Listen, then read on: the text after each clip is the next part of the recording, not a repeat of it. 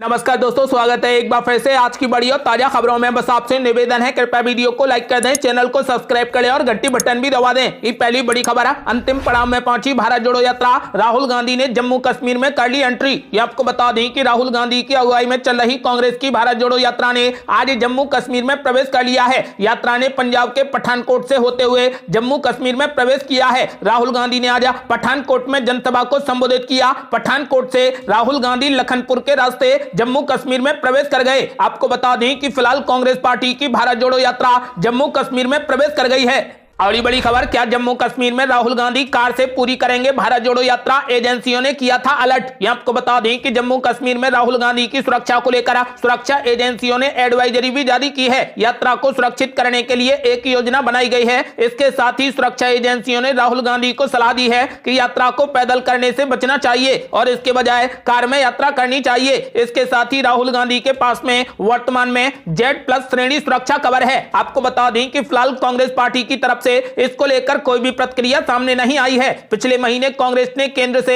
उनकी सुरक्षा बढ़ाने की मांग की थी, क्योंकि यात्रा मार्ग में कई सुरक्षा उल्लंघन देखे गए थे। भारत जोड़ो यात्रा 7 सितंबर को तमिलनाडु के कन्याकुमारी से शुरू हुई थी। यात्रा ने अभी तक तमिलनाडु, केरल, कर्नाटक, आंध्र प्रदेश, तेलंगाना, महाराष्ट्र, मध्य प्रदेश, राजस्थान, दिल्ली, उत्तर प्रदेश, हरियाणा और पंजाब को कवर किया है। एक दिन के लिए हिमाचल प्रदेश में भी भारत जोड़ो यात्रा का पड़ाव रहा। आपको बता दें कि अब भारत जोड़ो यात्रा ने जम्मू कश्मीर में प्रवेश कर लिया है। अब राहुल गांधी जम्मू कश्मीर में कार से यात्रा करेंगे या फिर पैदल करेंगे, अभी इसके बारे में कांग्रेस पार्टी ने कोई भी प्रतिक्रिया नहीं दी है। और बड़ी खबर, चुनाव की घोषणा के बाद त्रिपुरा में कांग्रेस की रैली पर जबरदस्त हमला, 10 से अधिक पार्टी कार्यकर्ता हो गए घायल। आपको बता दें कि त्रिपुरा में विधानसभा चुनाव की तारीखों का ऐलान हो चुका है। इसके कुछ घंटे के बाद ही कांग्रेस की रैली पर जबरदस्त हमला करने की खबर सामने आई। कांग्रेस ने बुधवार को दावा किया कि मजलिसपुर निर्वाचन क्षेत्र में रैली पर अज्ञात लोगों ने हमला कर दिया, जिसमें कांग्रेस महासचिव अजय कुमार समेत पार्टी के 15 कार्यकर्ता घायल हो गए हैं। पुलिस ने कहा कि कांग्रेस की रैली पर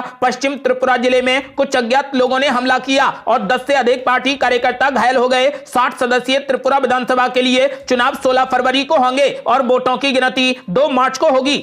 और बड़ी खबर, भारत जोड़ने में लगे राहुल गांधी, लेकिन दिग्गज छोड़ रहे कांग्रेस पार्टी। अब मनप्रीत बादल ने कांग्रेस पार्टी से दे दिया इस्तीफा। यहां आपको बता दें कि राहुल गांधी कन्याकुमारी से कश्मीर तक की भारत जोड़ो यात्रा पर निकले हैं। उधर उनकी पार्टी के कई दिग्गज नेताओं ने इस्तीफा देकर अपनी राह अलग कर ली है। बुधवार को पंजाब के पूर्व वित्त मंत्री मनप्रीत सिंह बादल ने इस्तीफा दे दिया है। उन्होंने कांग्रेस के शीर्ष नेतृत्व के काम करने के तरीके पर सवाल उठाते हुए अपने पूर्व राष्ट्रीय अध्यक्ष को चिट्ठी लिखी है। यह कोई पहला मामला नहीं है जब कांग्रेस पार्टी को दिग्गज नेताओं ने झटका दिया है। इससे पहले हेमंत बिस्वा शर्मा, ज्योतिरादित्य सिंधिया और गुलाम नबी आजाद जैसे नेताओं ने भी अपनी राह अलग कर ली थी। राहुल गांधी के नाम लिखी एक चिट्ठी में मनप्रीत बादल ने कहा कि दिल्ली में नेताओं की एक मंडली पंजाब कांग्रेस को चला रही है, इससे केवल गुटबाजी बढ़ी है। उन्होंने कांग्रेस से इस्तीफा देने के बाद भाजपा का दामन थाम लिया। आपको बता दें कि राहुल गांधी के नाम लिखी एक चिट्ठी में मनप्रीत बादल ने लिखा कि दिल्ली में नेताओं की एक मंडली पंजाब कांग्रेस को चला रही है, इससे केवल गुटबाजी बढ़ रही है।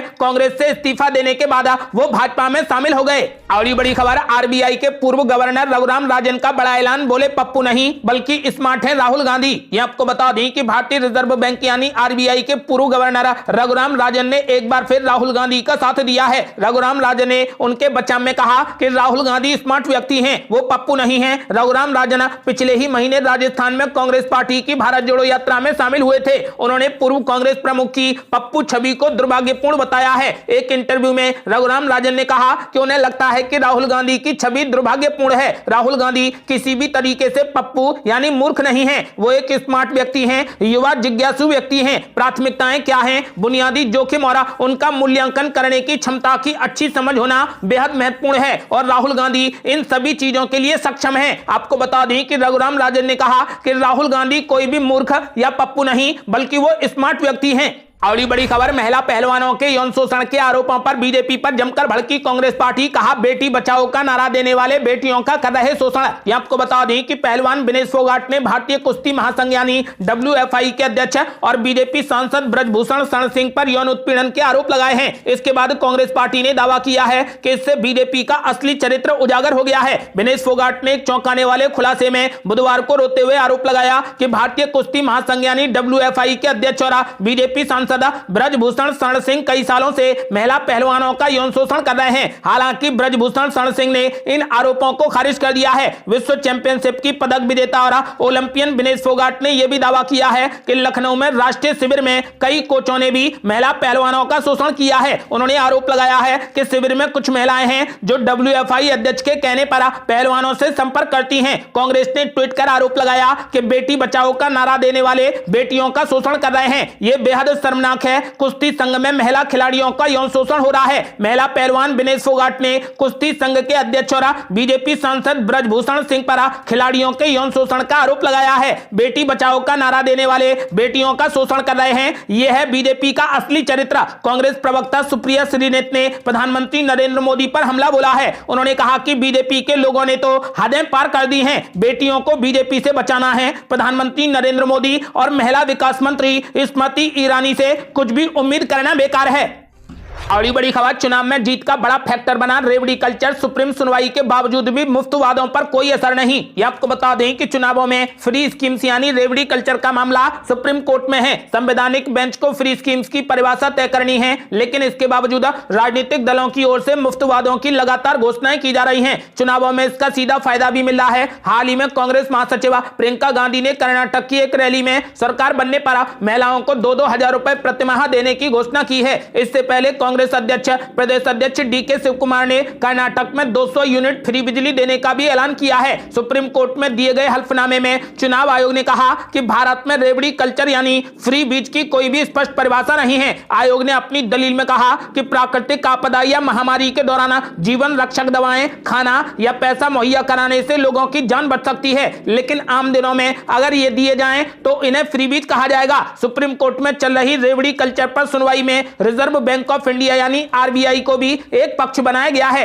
RBI के मुताबिक वे योजनाएं जिनसे क्रेडिट कल्चर कमजोर होता है, सब्सिडी की वजह से कीमतें बिगड़ती हैं, प्राइवेट इन्वेस्टमेंट में गिरावट आती है और लेबर फोर्स भागीदारी में गिरावट आती है, वे सभी फ्रीबीज होती हैं। आपको बता दें कि अब देखना यह होगा कि सुप्रीम कोर्ट इस पर क्या निर्णय लेता है। आपका क्या मानना है? क्या फ्री वादों पर रोक लगनी चाहिए? अपनी राय हमें वीडियो लाइक कर कमेंट बॉक्स में जरूर दें। और बड़ी खबर, भारत जोड़ो यात्रा ने जम्मू कश्मीर में कर ली एंट्री। बीजेपी बोली कांग्रेस के पापों के लिए माफी मांगे राहुल गांधी। यह आपको बता दें कि राहुल गांधी के नेतृत्व में शुरू हुई कांग्रेस की भारत जोड़ो यात्रा जम्मू कश्मीर पहुंच गई है। यात्रा पंजाब के पठानकोट होते हुए जम्मू कश्मीर पहुंची है। आपको बता दें कि हालांकि यह भी कहा गया है कि सुरक्षा के लिहाज से राहुल गांधी की पैदल यात्रा की दूरी कम की जा सकती है। फिलहाल यह स्पष्ट नहीं किया गया है कि राहुल गांधी जम्मू कश्मीर में कितने किलोमीटर पैदल चलेंगे। बुधवार को जयराम रमेश ने बताया कि राहुल गांधी जम्मू कश्मीर में पदयात्रा करेंगे, लेकिन सुरक्षा के साथ कोई भी समझौता नहीं किया जाएगा। हम सुरक्षा के संबंध में राज्य के अधिकारियों के साथ परामर्श कर रहे हैं और शायद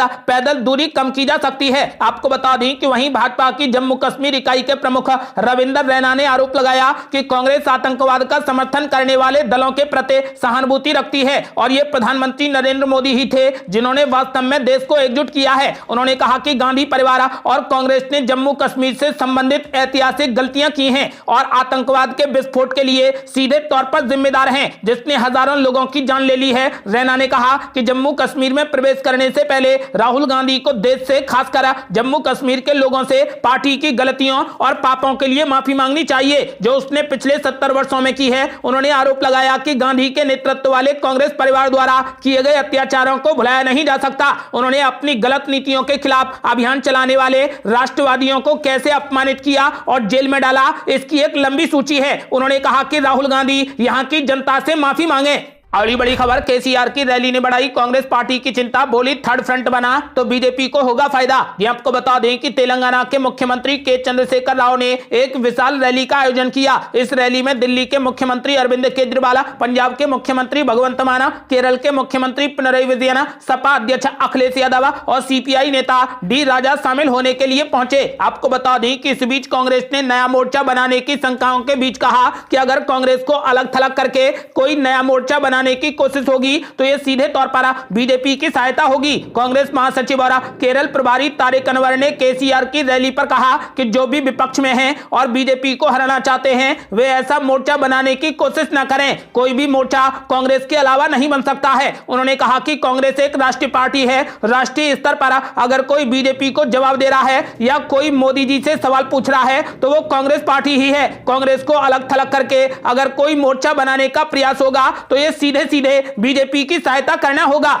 और बड़ी खबर, 1 2 3 4 देश का नेता केसीआर। मुख्यमंत्री केसीआर की रैली में हिंदी में जमकर लगे नारे, दिल्ली कूच की बड़ी तैयारी। ये आपको बता दें कि बीजेपी ने 2 दिन चले अपनी पार्टी के मंथन के बाद ऐलान कर दिया है कि एक बार फिर से भारतीय जनता पार्टी ही सत्ता में आएगी। मगर विपक्ष पसोपेश में है। एक तरफ राहुल गांधी बीजेपी को हराने के लिए भारत जोड़ो यात्रा कर रहे हैं तो वहीं दूसरी ओर केसीआर ने कई विपक्षी दलों को एक मंच पर लाकर बड़ी रैली की जिसमें हिंदी में नारों की गूंज जमकर सुनाई दी। केसीआर का इरादा साफ बता रहा है कि वो तीसरे मोर्चे की नींव रख रहे हैं जिसमें कांग्रेस नहीं है। ममता बनर्जी और नीतीश कुमार भी फिलहाल खामोश है, जिसके बाद अब सवाल उठ रहे हैं कि क्या बीजेपी के खिलाफ विपक्ष एकजुट हो पाएगा। दरअसल बीजेपी के ऐलान के साथ ही 2024 की सत्ता के लिए विपक्ष का भी संघर्ष शुरू हो चुका है। 2024 के सियासी संग्राम के लिए सत्ता और विपक्षी खेमे चुनावी युद्ध की तैयारियों में जुट गए हैं। इसी मोर्चेबंदी की तस्वीर तेलंगाना के खम्म से आई। तेलंगाना के मुख्यमंत्री के चंद्रशेखर राव ने खुद को बीजेपी को चैलेंज देने वाली एक राष्ट्रीय शक्ति के तौर पर पेश करने के लिए रैली का आयोजन किया। इस रैली में उन्होंने समान सोच रखने वाले दलों के चुनिंदा नेताओं को ही बुलाया। दिल्ली के मुख्यमंत्री केजरीवाल, पंजाब के मुख्यमंत्री भगवंत मान, केरल के मुख्यमंत्री पिनरई विजयन और समाजवादी पार्टी के अध्यक्ष अखिलेश यादव के अलावा सीपीआई के डी राजा उनके बुलावे पर हैदराबाद पहुंचे। आपको बता दें कि अब ऐसा लग रहा है कि विपक्ष एकजुट हो पाना मुश्किल है। आपको बता दें कि फिलहाल बीजेपी और कांग्रेस पार्टी में कड़ी टक्कर है, लेकिन केसीआर तीसरा मोर्चा बनाने में जुट गए हैं। ऐसा माना जा रहा है कि यदि तीसरा मोर्चा बना तो यह कांग्रेस पार्टी के लिए बड़ा झटका होगा। कांग्रेस पार्टी ने भी तीसरे मोर्चे पर सवाल खड़े कर दिए हैं। अगली बड़ी खबर, वरुण गांधी के समाजवादी पार्टी में शामिल होने की अटकलों पर बोले शिवपाल यादव, भ्रष्ट बीजेपी को सत्ता से बाहर करने वालों का स्वागत है। ये आपको बता दें कि यूपी के पीलीभीत से बीजेपी सांसद वरुण गांधी पिछले कुछ समय से अपनी सरकार के खिलाफ हमलावर रुख अपनाए हुए हैं। इसके चलते उनके कांग्रेस में जाने की अटकलें लग रही हैं। हालांकि राहुल गांधी ने इसको लेकर कहा कि मैं वरुण गांधी को गले लगा सकता हूं, लेकिन उनकी विचारधारा को स्वीकार नहीं कर सकता। इस बीच ऐसी अटकलें लगाई जा रही हैं कि वरुण गांधी समाजवादी पार्टी में शामिल हो सकते हैं।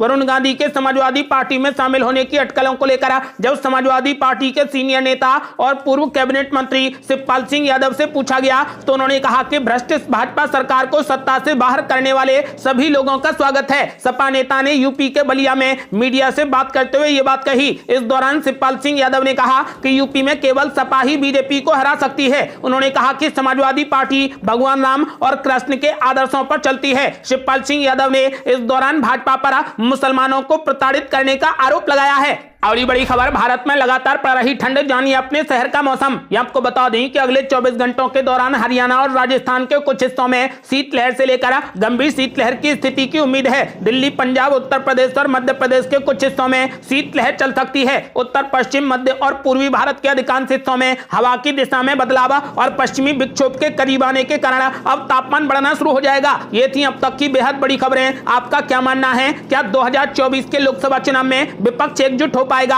अपनी राय हमें वीडियो लाइक कर कमेंट बॉक्स में जरूर दें। ऐसी ही ताजा और न्यू अपडेट जानने के लिए हमारे चैनल को लाल बटन दबाकर सब्सक्राइब करें और घंटी बटन भी दबा दें। जल्दी मिलते हैं बड़ी अपडेट के साथ, तब तक के लिए जय हिंद, जय भारत।